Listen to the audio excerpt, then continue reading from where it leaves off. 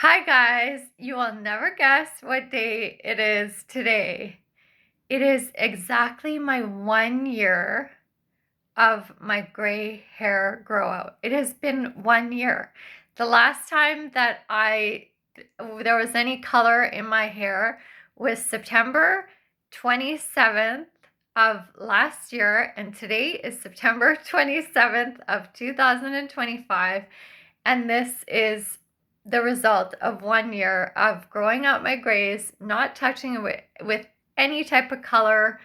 I did not do any sort of blending or mixing or anything to, secretly grow out my grays. I maybe have had worn some hats in the beginning just because it looked as if I had, you know, just been lazy and not been coloring my hair. But after that, I just let it grow out.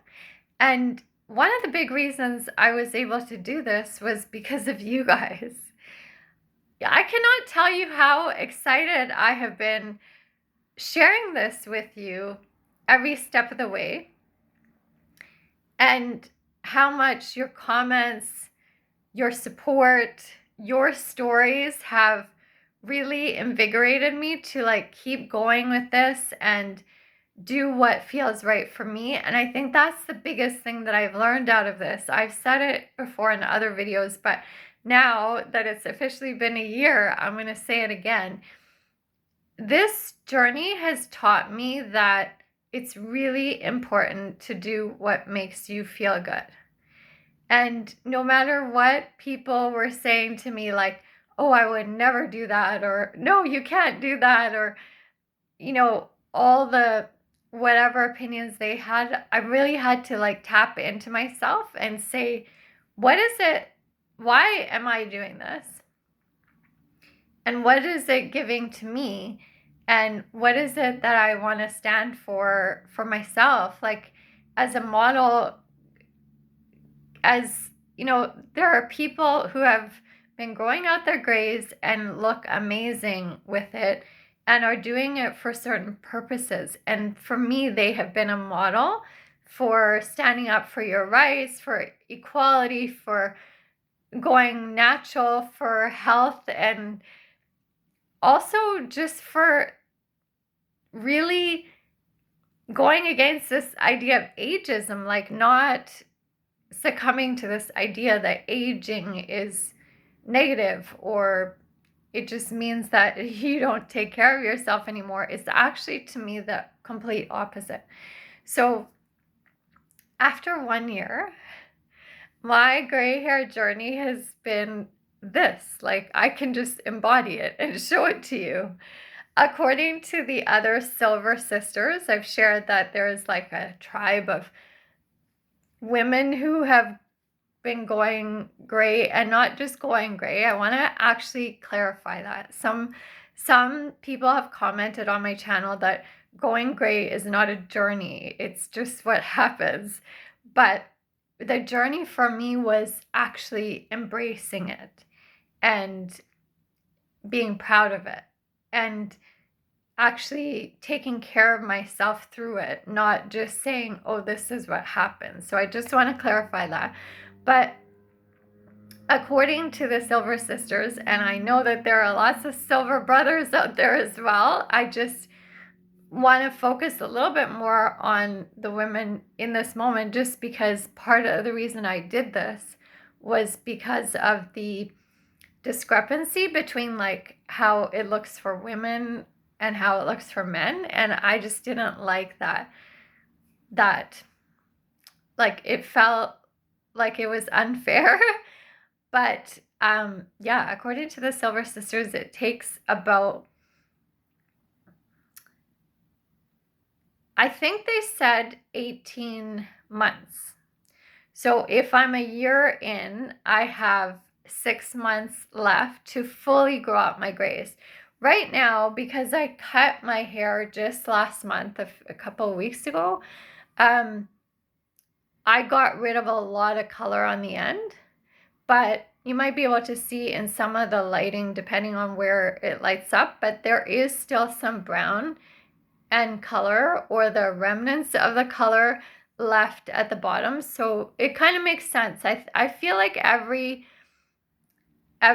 month my hair was growing and the color was there about a centimeter every month. So I think like, a couple more inches or a little bit more than that still needs to be cut off to completely get rid of it. And so that makes sense, like 6 more months of grow out and 6 more months of the grow out being cut off, or at least the color being cut off. And so next spring I will be pretty much all gray. But yeah, I wanted to show you the result of this. Not that long ago, I was saying that one side felt like it had more gray and more white than the other, but now I feel like it's really evened out. This left side has a lot of streaky white, gray sections, which I love because I haven't highlighted my hair in years. When I was getting it colored, it was just a one solid color, but highlights looked so flattering on. It was tough to do the highlights. It was tough to pay for that. So the one solid color seemed easier and more manageable, but now I have my own highlights. Nobody can actually replicate this. Like, you could say that maybe you have an amazing hairstylist that could do gray highlights and tones and all of that, but it will never ever be mine. And it will never ever be yours if you have gray hair, or if you, in the future get some gray hairs or whatever. Some people might not have hair right now, but everybody's pattern is so different.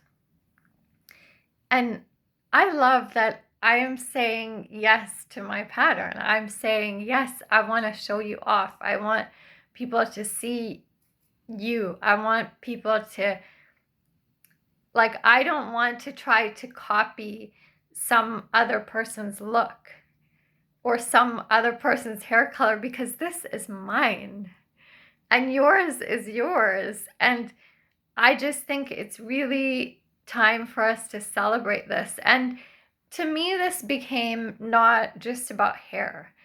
It became a reminder for us to celebrate our uniqueness. I've always been such a proponent for this. I've wanted to, like, even through my teaching days, if the one thing that I could get through to my students was that they are unique and that they came here for a purpose and nobody is like them. If I could get that across and help them to really love their unique selves, that would be like my grand purpose, But I need to remember that for myself, and as adults, it's important as well. So this has become a journey about self-love, self-respect. It has changed the way that I date. I was at an event last week. I was on stage just about to sing, and before I did my song, which was Girl on Fire, and I was like, I need some like fire energy of me to pull this off really well. This guy literally looked up. I don't even want to say guy. He was definitely a man. He was very broad, very muscular, very built, and just very masculine energy, like in the way that really excites me. And he looked up at me and literally said, wow. And I could not stop smiling at him, and he could not stop smiling at me. And I took that energy in my song for sure. Girl on Fire became really on fire. When I got off the stage, one of the first things he said to me was, I love your natural hair. Like, he didn't know me. I don't know him. That was the first time I met him, but his first comment and compliment to me was that he's so attracted to women who embrace their gray, like they're not just their natural hair, like not just like given to like, oh, this is the way it's gonna be and don't take care of themselves, but they actually like say, yeah, this is me and I want to show it off. And he just loved it. And I think it takes a real big person, not just physically, but mentally, emotionally, like spiritually, to see that. Because sometimes I think people are so terrified of aging that anybody or anything that reminds them that they are aging scares them. So they prefer not to have that around them. Like it's partly what I'm, I was going to say dealing with, but I shouldn't say that. It's partly what I need to work through with the mobility issues that I've been experiencing. I think people get scared from it, and it reminds them that we are fragile beings and we are aging and one day may not be here physically. And I think that can come across like judgmental from people and standoffish.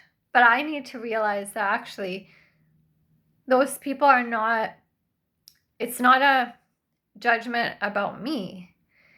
And that it actually has helped me. It's actually a weird protection for me to like make sure I choose the right person. I mean, if someone is judging me because of my gray hair, or if someone is judging me because I'm not dancing or moving or fluid the way that I used to be, it's really good information for me. It might trigger something in me because I already feel insecure or saddened by the change, but there are so many amazing things that have changed about me as well that make me ecstatic. Like I just cannot explain it. That girl on fire feeling up on stage, like it came from lots of things, not just that guy's look and smile up at me, but there are other things that are on fire in me. And I feel like the gray hair grow out and, just showing it off is not just about hair. It's about saying, I am here. I am here in all my, who I really am. And I might not be the same as I was before, like with the brown streaks and the look or the shape or whatever on my body or hair or anything that I used to be, but aging is powerful. And the changes are not weaknesses or things to be feared. They're things to help empower us. I didn't realize until now, like that Girl on Fire song really hit me in my solar plexus, like inside me, because I have been taking on who I really am. Like I'm finally putting myself forth. And a big part of that is it's like the gray hair is just an embodiment of that. So thank you for being on this journey with me. I am still purple shampooing every month. I don't like my hair going too dry, so I don't do it any more than a month at a time for now. I don't really see any yellowing in my hair, which is what the purple is really for brassiness and yellow, and I don't feel that right now. So I'm just going to keep it at 1 month. A little bit of purple shampoo 1 month at a time, or 1 day out of each month at a time. I am going to look more into Amanda's Silver Sister in particular. She has some great tips on what kind of shampoos to use. So I'm almost finished my shampoo. I was going to say daily shampoo, but I don't shampoo my hair daily. I shampoo my hair every 3 days. So the last time I shampooed my hair, today's Saturday, I shampooed my hair on Thursday. So tomorrow, Sunday, I will probably wash my hair and use regular shampoo in it. So that shampoo, it's almost finished, and I'm going to see what I can find out about some of the products that Amanda Silver Sister recommends. If I can get them here in Canada, I would like to try them, and because she's one of those people that her hair looks amazing, gray and soft, and it just looks really vibrant. And that's the other thing I wanted to say, is that my gray hair right now, like, especially after I wash it, but even if I don't wash it, it's really voluminous. Is that the right pronunciation? Like before, my hair would go really flat, and yeah, it would look good maybe the first couple of days of a wash or getting colored or whatever, but then after that, it just, like, I'd have to do a lot to make it look good. I don't use any, like, I maybe use a hairdryer on my hair really quickly after a shower.